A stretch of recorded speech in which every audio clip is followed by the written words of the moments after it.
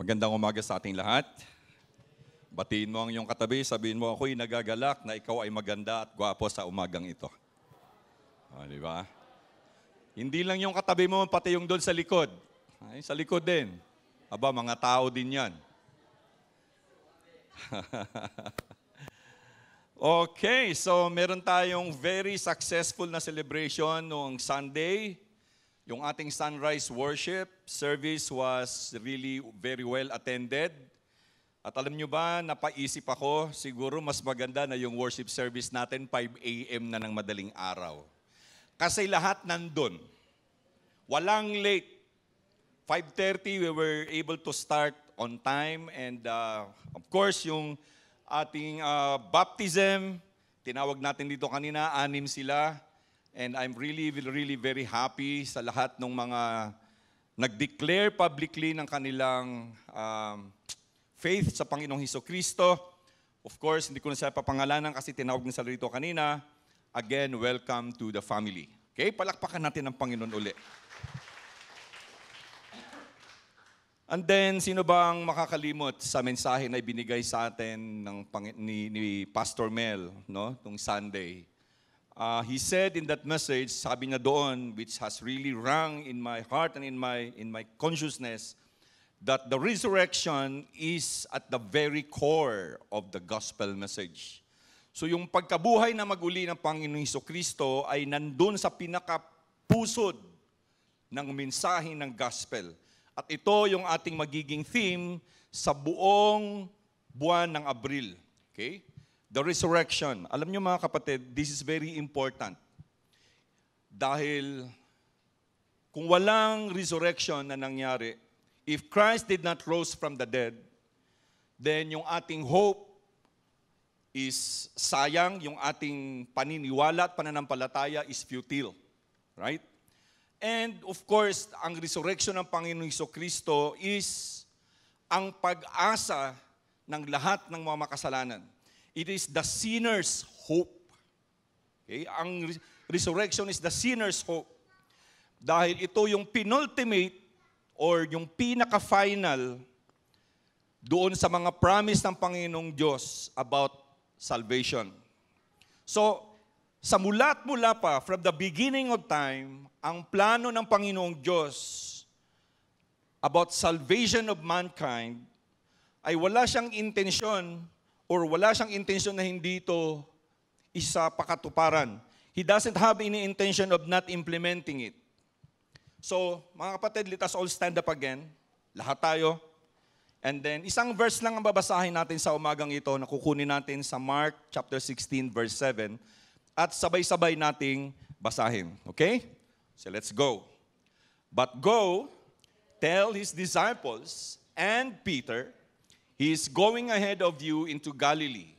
There you will see him just as he told you. Let us pray. Lord, amin pong inahabilin sa inyo ang mga iilang minuto, Lord, na makikinig kami sa inyong mga salita. Mangusap po kayo sa amin because ang mensahe ninyo, Lord, ay fresh every day. Maaring, Lord, nabasa na namin na makailang ulit ang bersikulong ito, pero alam namin na bawat araw, Lord, mayroong bagong mensahe na binibigay sa amin. And this day, Lord, is for you to speak to us, Lord, of what really the resurrection is all about. Alam namin, Lord, narinig na namin to paulit-ulit. But again, Lord, today we will be reminded that this is very important sa lahat sa amin, Lord. Ito yung dahilan kung bakit kami narito. Ito yung dahilan kung bakit merong kalakasan kami, Lord, na ibahagi ang mensahe ninyo sa gospel. Ito ang dahilan kung bakit, Lord, merong kaming confidence to face people who doesn't believe in your Son, the Lord Jesus Christ. Because your resurrection is real and you are alive today. So, Lord, mangusap kayo sa amin, and as we sit down at your feet, Lord, your servants will listen. At hayaan niyo, Lord, na humingi kami sa inyo ng kapatawaran sa lahat ng aming mga kasalanan at gawin niyo kaming karapat-dapat sa inyong harapan sa ngayon. Lord, maraming salamat. Ito po ang aming panalangin sa pangalan ng Panginoong Hesukristo. And everybody will say, Amen and Amen. You may now be seated.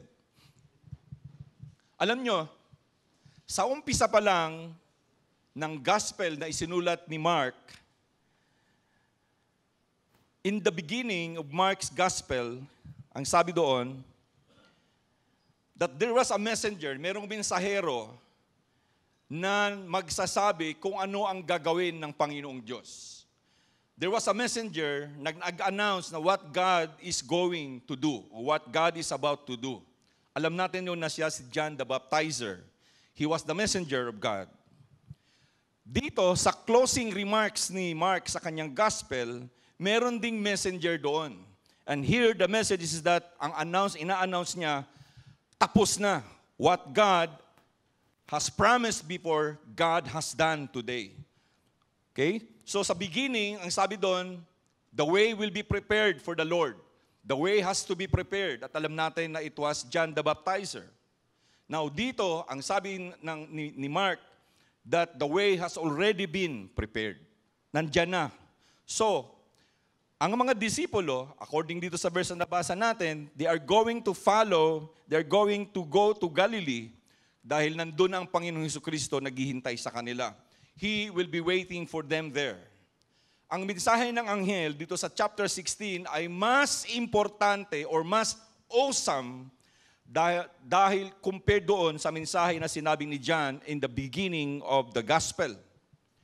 Alam niyo mga kapatid, only a heavenly being can make a heavenly announcement. Do you believe that? Ang makalangit na being lamang ang pwedeng makapag-announce ng something nang nanggagaling sa langit. Divine truth that is beyond ordinary human understanding. Kasi yung resurrection, maraming nagpapabulaanan dyan, ayaw nilang maniwala. But the message of the angel was there. It is a divine truth na mahirap maintindihan sa ating normal na mga kaisipan bilang mga tao. And so ang ginawa ng anghel, he needed to explain yung empty tomb doon sa mga kababaihan na nagpunta doon so that they will be able to understand the message of the empty tomb. Ang sabi ng anghel sa Mark 16, chapter 6, and I will read this to you and I quote, "Don't be alarmed," he said. Huwag daw kayong matakot, sabi niya. "You are looking for Jesus the Nazarene who was crucified. He has risen. He is not here. See the place where they laid him." Sinabihan ng anghel ang mga babae doon na nandito kayo sa tamang libingan. Kasi sabi niya, see, this is the place where they laid him. Ito yung kung saan siya inilagay at iniratay. So ibig sabihin, hindi sila naliligaw, hindi sila napunta sa isang libingan na talagang bakante. And in fact, sabi ng anghel, ini-identify niya kung sino ang nandun. Sabi niya, "You are looking for Jesus the Nazarene who was crucified." So alam ng mga kababaihan na the Lord was crucified 3 days ago. So he explained, sabi niya, you are looking for the Lord, you are looking for Jesus the Nazarene. Now, Nazarene. Alam niyo, during their time, ang Nazarene, kung idudugtong yan sa pangalan mo, ay kaugnay, ay katulad lang yan dito. Halimbawa, ngayon ang pangalan ko, Dante. Di ba? Tapos, knock on wood, nadisgrasya si Dante, napilay, or naputol yung paa. Alam niyo ang pangalan ni Dante, magiging, si Dante pilay? Si Dante putol? So it's a very derogatory term na ginagamit ng mga tao noon if you are a person that is coming from Nazarene. Pero alam nyo, yung mapanlait na katawagan na yan ay binura dahil sa pagkabuhay or nabura dahil nabuhay ang ating Panginoong Jesucristo. Yung derogatory term na Nazarene has been erased at nagkaroon ng bagong meaning. There's good news in Nazareth. Okay? So ang kahihiyan doon sa pagkapako ng Panginoong Jesucristo sa krus, pinawalang bisa yung kahihiyan na yon dahil siya ay nabuhay na mag-uli. The promise has been fulfilled. So binaliktad ng Diyos yung kalunos-lunos o miserableng kapalaran ng Panginoong Jesucristo dito sa mundo natin. Dahil tinupad niya ang kanyang pangako na ang Panginoong Jesucristo ay mabubuhay after 3 days. At totoo to. Ako naniniwala dahil na nagsulat nito, si Mark. At alam natin, si Mark is the mentee or yung minimentoran pamangkin ata siya ni Pedro, and Pedro was on his back, telling him, this is what you're going to write. Peter was one of the first witness when the Lord Jesus Christ rose from the dead. All throughout the gospel narrative, kung babasahin natin yung 4 na gospel, ang Panginoong Hesukristo in His 3-year ministry, busy. He was always on the move. He was constantly on the move. Walang araw na siya ay, maliban na lang kung siya ay nagpapahinga at night and to pray to the Lord, at kinabukasan, they will go again. Because 3 years lang yung kanyang ministry. He only had rest every Sabbath. In fact, sinusunod lang niya kung ano yung ginagawa ng mga Hudyo. So, nung umagang yon, that sweet, wonderful, and joyful morning, he could have stayed there and waited for the witnesses and, maging masaya sila. Masaya kasi yung magkita-kita, di ba? Kaya nga tayo every Sunday, masaya tayo pag nagkikita-kita tayo rito. Tama ba ako? Are you happy when you see the brothers every Sunday? Amen? Sa totoo lang, masaya ako pag nakikita ko. Not nalulungkot ako pag di ko kayo nakikita rito every Sunday. Kasi isang beses lang tayo nagkikita isang linggo. Kaya huwag kayong maging absent. Okay? Kaya sabi ko nga, dapat 5 a.m. yung worship service natin. Kasi nandun lahat ng Sunday, kaya saya-saya ko. Kahit pagod, kahit kulang yung tulog dahil nag-prepare, pero I was really, really very, very fulfilled. Thanks God to that. So, kailangan niyong umalis because He has to move. Dahil yung Resurrection Sunday, mga kapatid, is just the beginning of the gospel na kailangang i-proclaim sa buong mundo. So, hindi siya pwedeng magstay doon. Kaya sabi niya sa anghel, sabihan mo yung mga pupunta rito, tell them to go to Galilee. Mauna ako doon, magkikita-kita kami doon. So, ang mga kababaihan, they went there, and then, they became the first missionaries. Hindi ko nasasabihin kung anong mga doon kasi matatagalan tayo. But there's another story about that. Kailangan nilang humayo. They have to go and tell the disciples na kailangan nilang pumunta sa Galilee. Alam nyo, very interesting. Beforehand, prior sa resurrection, laging binabalaan ng Panginoong Hesukristo yung kanyang mga disciples, ang kanyang mga followers, don't tell them about me. Don't tell them about these things. Don't tell them kung anong gagawin. Pero this morning, sabi niya, puntahan mo sila doon and tell them that I will be waiting for them in Galilee. This is the first time na nagkuman ang Panginoong Hesukristo na okay, sabihin nyo, tell them about me. This time, wala nang secrets, no more secrets. This time, the wonderful news, kailangan nang sabihin sa lahat ng tao.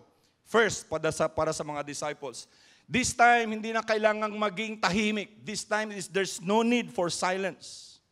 Alam nyo, if we will be silent and not tell the proclamation of the resurrection of the Lord Jesus Christ, equivalent yan ng disobedience. When we don't share the resurrection of the Lord Jesus Christ, it is disobedience. Kasi sabi niya sa mga kababayan, tell them that I will be there. At alam nyo, alam natin lahat, na disobedience is sin. Ang hindi pagsunod sa kautusan ng Panginoon ay kasalanan. Kasalanan. Sin. We don't like to discuss or hear this word. Pero tingnan natin mga kapatid and let us look how the resurrection of the Lord Jesus Christ is the hope of sinners like us. Now, if you think that you are not a sinner, then this message is not for you. But if you think, and in the deepest part of your heart, that you feel and you know that you need the resurrected Christ for our forgiveness of your sin, then this message is for you. Now let us look at how the resurrection is the hope of sinners like us. Ang messenger dito sa last part ng gospel ni Mark specifically told the women, sinabihan niya yung mga women, and Peter. 2 words. Sa verse na to, yung and Peter ang merong significance dito mga kapatid. Ang pangalan ni Pedro ay espesyal na siningle out the disciples and Peter. Bakit hindi si Bartholomew, si Matthew, si all the rest? But bakit and Peter? Bakit? Why? So balikan natin yung mga araw leading to the crucifixion of the Lord at makikita at malalaman natin doon, very familiar sa ating lahat, that Peter denied the Lord, ilang beses? 3 times. Now, you know your Sunday school. And then prior to that night, di ba, Peter confessed that the Lord Jesus Christ was the Lord. He confessed that He was the Messiah. So mga kapatid, the Lord picked Peter out sa 11 na lang sila ng Sunday na yun kasi si Judas, Judas Iscariot already committed suicide. He specifically picked up si Peter dahil nag-confess si Peter. Pero during nang nag-confess si Peter, after Peter confessed that the Lord is the Lord and the Messiah, that very moment, nag-predict ang Panginoong Jesucristo na, Peter, you will deny me 3 times. Ibig sabihin, mga kapatid, first point, that we cannot hide our sins from the risen Savior. Hindi natin pwedeng itago sa Kanya. We might be able to hide it from people, but in the Lord, in the risen Savior, we cannot hide our sins. This is very important. Beforehand, alam na ng Panginoong Jesucristo that Peter will fail.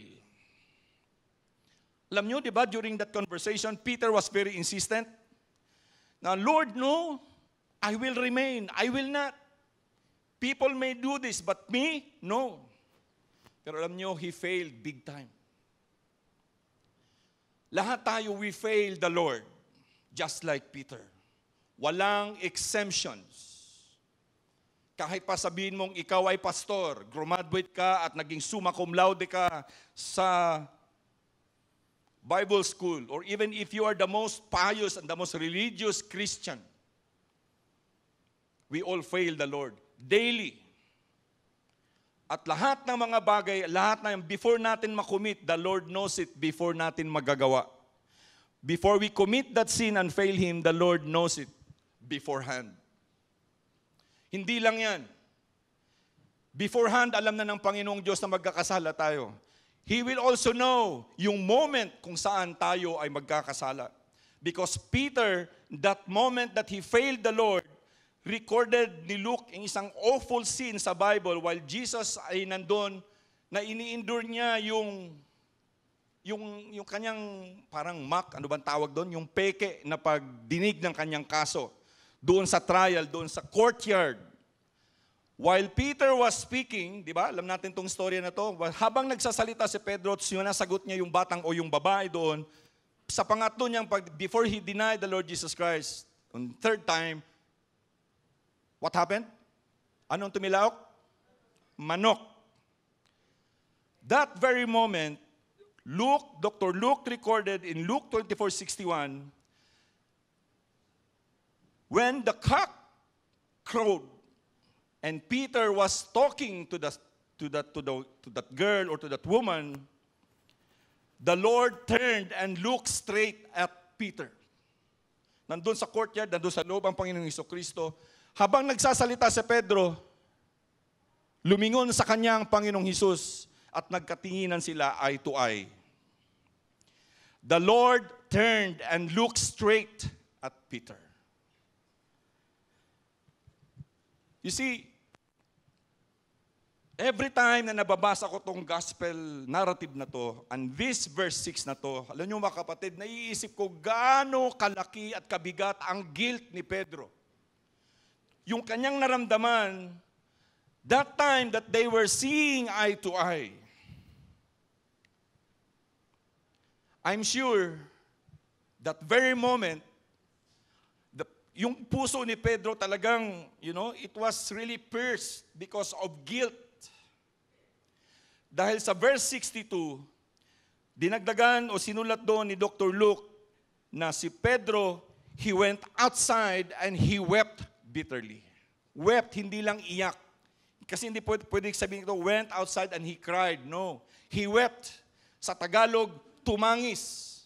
Pwedeng humagulgul. O humagulgul.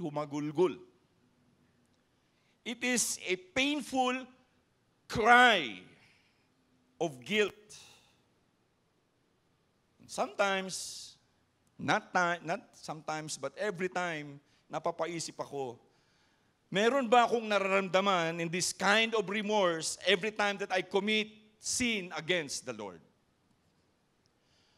Question that I have to pose to you, meron ba kayong nararamdamang guilt every time na kayo ay nakakommit ng kasalanan sa Panginoong Hesukristo o sa Diyos? This is what we call discernment. This is what we call remorse. It is heavier than guilt. Remorse kasi is mararamdamang sobrang lungkot na nagawa na naman ako ng kasalanan. You see, the Lord knows that Peter will fail him. He knew kung kailan gagawin ni Peter yung kanyang kasalanan at hindi niya kinalimutan yung failure ni Peter. The Lord did not forget Peter's failure. Hindi niya kinalimutan yung kasalanan ni Pedro. Alam niya kung kailan mangyayari. That's why yung words na habili na command na, and Peter. Minsan napapaisip ako, ano ba ang gagawin ng Panginoon? Pagagalitan ba siya ng Panginoon at susumbatan at nang magkita sila? O Pedro, di ba sabi ko sa'yo? Papagalitan ba siya publicly? Pahihiya? Pero alam natin mga kapatid na hindi nangyari yon. The Lord Jesus Christ never do that. Dahil the love of the risen Savior is immensely greater than our sins. Can we read this together? The love of the risen Savior is immensely greater than our sins. Siguro, the following day, nung Friday, on Saturday, and even pagdating ng gabi ng Saturday, kaya siguro tinatawag tong Black Saturday, because probably Peter had the darkest Saturday of his life. Kasi alam ni Pedro na ang last na mga salita o pananalita na narinig sa kanya ng Panginoong Hesukristo ay yung kanyang pag-deny of the Lordship of Christ. Alam nyo, it is very painful to live or namumuhay tayo and nandito sa ating alaala na meron tayong mga salitang nabitawan sa ating mga mahal sa buhay o sa ating mga kaibigan or whoever it is na masakit. No? I mean, can you relate? Na meron kang bagahing dala-dala dahil alam mo na ang last na pag-uusap ninyo, meron kang nabitawang masakit. At alam mo na yung nabitawan mong mga salita ay nakasakit doon sa kausap mo. It's so painful to the person and to you. Kaya nung gabing Saturday na yun, I'm sure it was the darkest Saturday of the life of Peter. Naalala ko yung aking ama. Lagi ko itong sinishare sa inyo, we don't have the best relationship. Pero 3 years or 5 years before na mayapa yung aking ama noong 2011, we had a heart-to-heart na pag-uusap at na-realize ko na mahirap na magkimkim ng galit, especially kung sa ama mo. So I asked for forgiveness. 3 years before namatay yung aking ama, we have the best relationship. Kaya wala akong guilt at this moment dahil alam ko na nagkapatawaran kami and alam ko na nabanggit ko sa aking ama na I have done so many things na hindi karapat-dapat.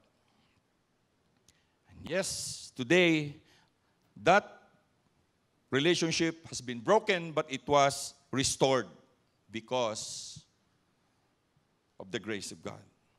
At yung words na, and Peter, ito yung mga salita, mga kapatid, na nagpapakita sa atin na yung pag-ibig ng Diyos sa atin is greater ng mga kasalanang ating nagawa sa ating buong buhay. Sininggle out si Peter. Peter was singled out. But the Lord, ipinapakita niya sa atin na merong pag-asa to come back to Him even in the midst of our worst sin. Kahit pag gaano kabigat yung kasalanan mo, pwede kang bumalik sa Panginoon at humingi ng tawad because yung kanyang pagmamahal sa atin or pagmamahal niya sa iyo is always greater than your sins. You see, yung pagmamahal na yan ang siyang naglagay sa kanya doon sa krus. Amen?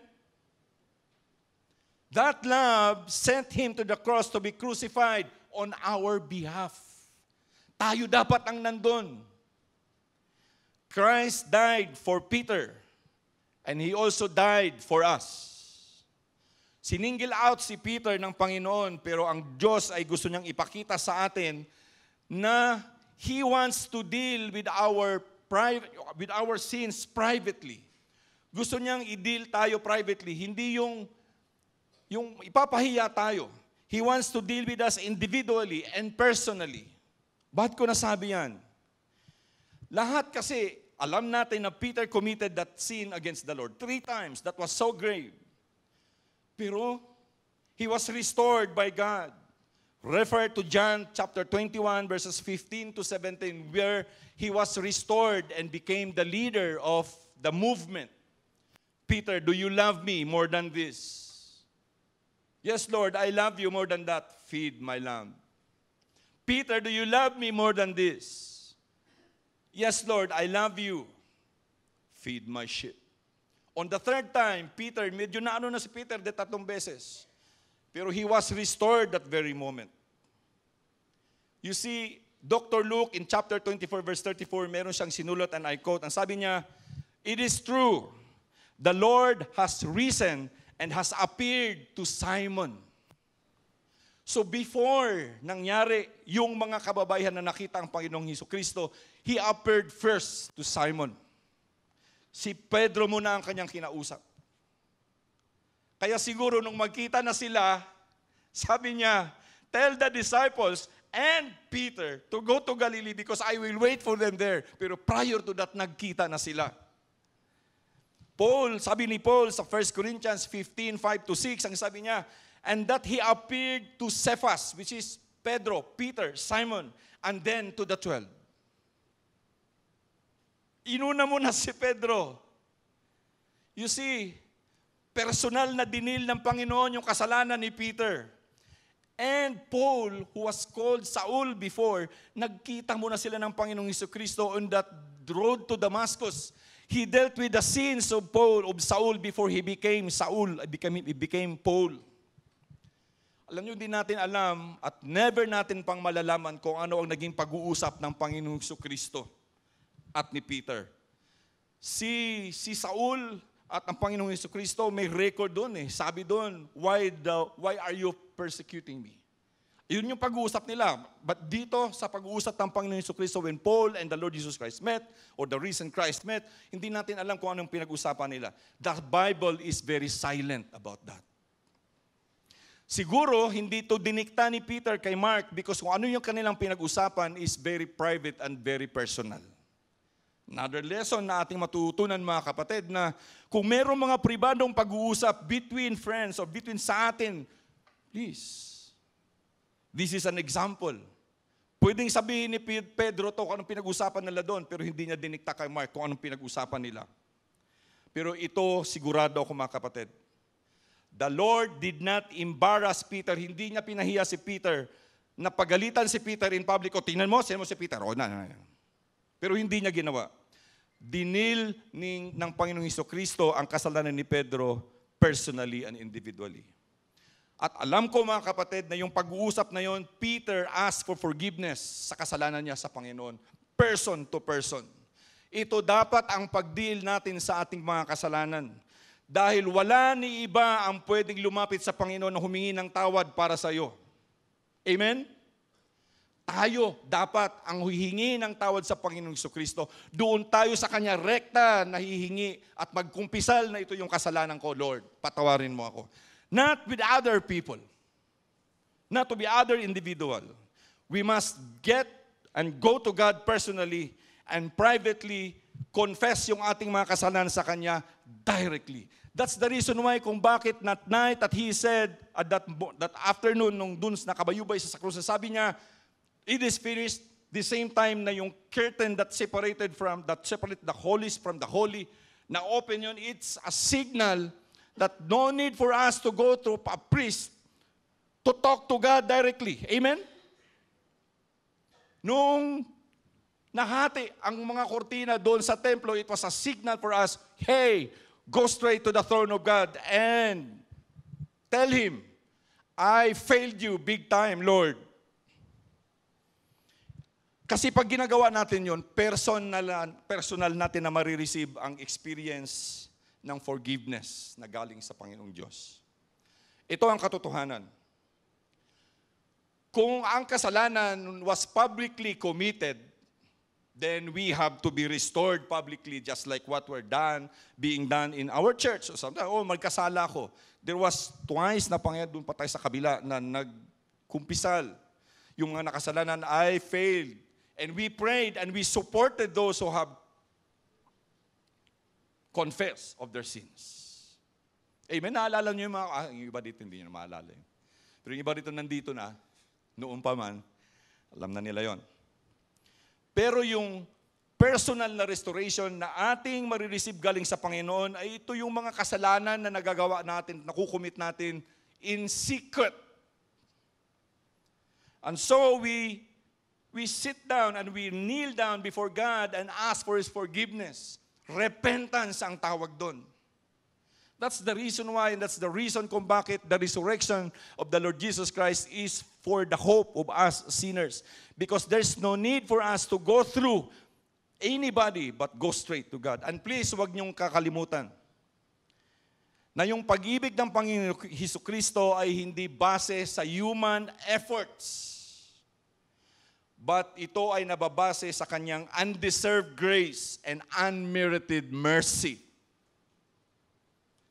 Kinanta natin yung kanina, kaya napapaiyak ako. Kamanghamanghang pag-ibig, hindi karapat-dapat na ako'y tubusin. Amen? That's the song. It's not about yung ating ginagawang kabutihan. Yung ating ginagawang kabutihan is just a result of our relationship to the Lord Jesus Christ. Amen? Can I hear a loud amen to that? So ang response lang natin mga kapatid is to tanggalin lang natin yung ating mga pride. Strip down ourselves with our pride and receive God's grace fully. Tanggapin yung kanyang grasya. Kasi walang kasalanan at walang failure na sobrang laki na maaring mag-separate sa atin sa pag-ibig ng Diyos. He died and rose from the dead because of it. Because of His love. Ang kailangan natin gawin lang mga kapatid is to repent at magkaroon ng mas matibay pang pananampalataya sa Kanya. Last, the resurrection of Christ is the sinner's hope because the grace and mercy of the risen Savior is enough to cover our sins. I'll repeat it again. The grace and mercy of the risen Savior is enough to cover our sins. Alam nyo, kung ang salvation is based on good works, Peter, he will be disqualified as an apostle and as a leader of Christ's followers or leader ng movement na yon. Big time failure si Peter. But salvation and the grace of God is not about good works. It's a result of His grace. We have to be aware of that. Kaya yung dalawang kataga and Peter, it is very important na maintindihan natin because it is telling us that God, tinatanggap pa rin tayo even if we have committed the heaviest and the worst sin. And even if we have failed miserably, God will accept us because His grace and His mercy is more than enough to cover our sins. Alam nyo, tayo ng mga kasalanan, the worst sinner, ginagawa tayong parang trophy ng Panginoon of His grace for everybody to see. Hey, He is the worst sinner, but I have accepted Him. I'm ready to accept you too. Parang trophy. Parang medallion. He makes us like trophies to be the testimony of His grace. Ito pa, hinahayaan tayo ng kaya nga meron tayong free will. He lets us to commit all these sins to teach us a lesson and learn from it. Very clear sa scriptures mga kapatid. Nagkamali si Pedro, pero it taught him a very, very big lesson. And he was a great learner. Tingnan nyo. Mark 14:29 yung binanggit ko kanina, he was very arrogant in the face, in the presence of God, in the presence of the Lord Jesus Christ. Sabi niya, Lord, all may fall away, but I will not. Talagang iginiit niya yon. He was so, very Peter. Pero many years later, after the resurrection of the Lord Jesus Christ, he wrote in 1 Peter 5:5, ang sabi niya, be humble. Clothe yourselves with humility. Tinan niyo yung kabaliktaran ni Pedro. That time, he was so insistent. But here, he wrote to the Christians, all scattered all throughout Rome, and he said, clothe yourselves with humility. Sabi niya, be humble. Because he learned his lessons big time. No, sinong makakalimot? They were there at Gethsemane. Tatlo sila. The Lord Jesus Christ said, stay here and watch because I will pray over there. Pero alam natin na nakatulog sila lahat doon, kasama si Pedro. He fell asleep. Many years later, he wrote in 1 Peter 4:7, sabi niya, therefore be alert and of sober mind so that you may pray. Wow. Kita nyo ang pagbabago. The night when Christ was arrested, sinong nakakaalala? Sino yung tumagpas sa kaliwang tenga ni Malchus? Who was that? Peter. He was so impulsive. He wanted to defend the Lord. So kinuha niya yung kanyang dalang sword, na iisang dala nilang sword, and then hinampas niya si Malchus, natanggal yung isang tenga. Years later, he wrote in 1 Peter 2:20, but if you suffer for doing good and you endure it, this is commendable for God. Sabi niya, he denied the Lord 3 times. And in 1 Peter 3:15, this is my favorite verse, my life verse. Denied niya ang Panginoong Hesukristo 3 times. But in 1 Peter 3:15, he said, in your hearts, revere Christ as Lord. Always be prepared to give an answer to everyone who asks you to give the reason for the hope that you have. Be prepared. Peter did this because he knew that the Lord is risen. Ang laki ng pagbabago ni Pedro, mga kapatid. He is the best example of a transformed life. Nung natanggap niya ang grasya at awa ng Panginoong Hesukristo, the risen Lord, he was singled out that very morning. He appeared first to him. Peter realized, I failed so much. Pero his life was changed dahil na-experience niya ang grasya at awa ng Panginoong Hesukristo. That is the good news. The risen Lord offers eternal life. That's the good news that we have to share. Huwag nating suluhin yung hindi to bingo, mga kapatid, na pag ikaw ang nanalo, solo mo lahat. No, you have to share it. Dahil yung resurrection ng Panginoon Jesucristo is the proof that there is life after death. May buhay after nito. Life is continuous. Mawawalan lang yung katawang lupa mo, pero you're still alive. Amen? Amen? Because the Lord is alive. That's why we have to share it. Love Christ, love people, and make disciples. That's why we have to share it. Yung kanyang resurrection, yung kapagkabuhay na maguli, is our hope. Ito yung ating assurance na yung kamatayan is defeated na. Tapos na yung kamatayan. So yung buhay natin, mawala man yung katawang lupa natin, tuloy-tuloy. Kaya lang, we want to get hold of these earthly bodies. The resurrection of Christ is our assurance. It is not just the assurance, but it is our confidence na hindi tayo dapat matakot sa kamatayan. Amen? Because our life is tuloy-tuloy. It's continuous because there is eternity with God. Death, ito yung ating passport para sa eternal life because we know that our Lord is alive. Passport yung kamatayan. Ito we call death. Actually, it's not death. The Bible says, sleeping. We're just sleeping. Because paggising mo, nandun ka na sa harapan ng Panginoong Jesucristo. So it is not death. There is continuity in life. The reason, Lord, is the sinner's hope. It's our hope. Ang Apostol Pablo, meron siyang sinabi to say about something this. And then let's end our message. 1 Timothy chapter 1, verse 15, ito yung sinabi niya. Here is a trustworthy saying that deserves full acceptance. Christ Jesus came into the world to save sinners, of whom I am the worst. You feel that you're the worst sinner? Or do you feel that you're not a sinner at all? Mga kapatid, let us bow down our heads and reflect on the message that was given to us this morning. Lord, salamat sa inyong mensahe. Nakakagaan, Lord, ng pakiramdam na malaman, Lord, na ang inyong pagkabuhay na mag-uli ay siyang dahilan kung bakit kami ay naririto.